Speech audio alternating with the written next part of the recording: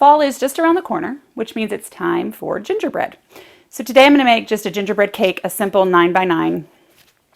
I have a pan that I have greased with my pan grease. If you don't know how to make that, there's another video that'll teach you. And then I have 2/3 cup of molasses and 2/3 cup of boiling hot water. I have 4 tablespoons of melted butter and 2/3 of a cup of packed brown sugar.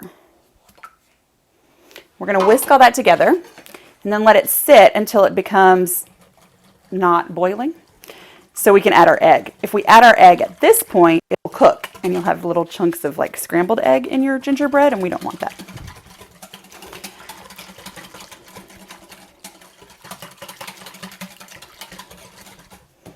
So while that is cooling, we're going to mix our dry ingredients.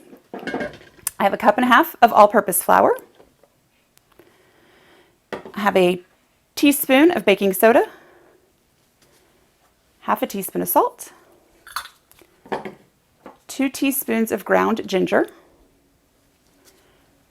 1 teaspoon of ground cinnamon,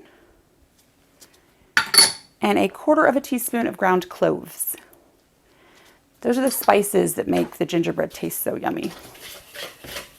You see?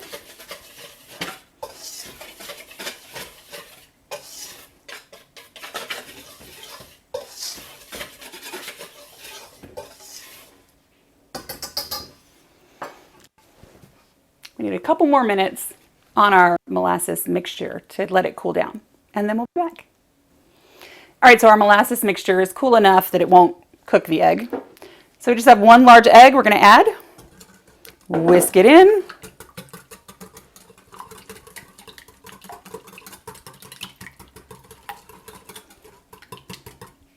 and then we're going to pour that into our dry mixture. Make sure we get all the yummy stuff out. Molasses is what makes gingerbread taste the way that it does. So without it, it's not gingerbread.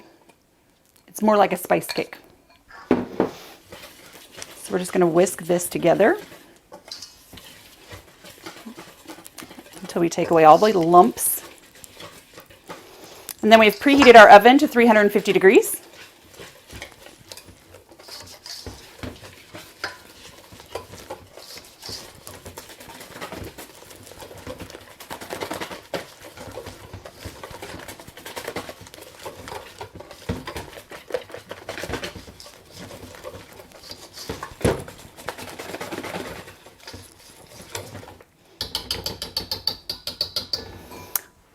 There we are.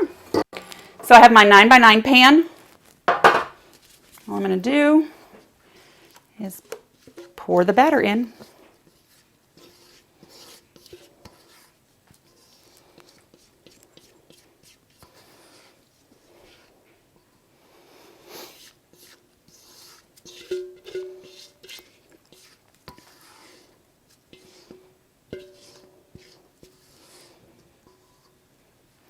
And then we're going to bake this in a 350-degree oven for 35 minutes, and then we'll be back.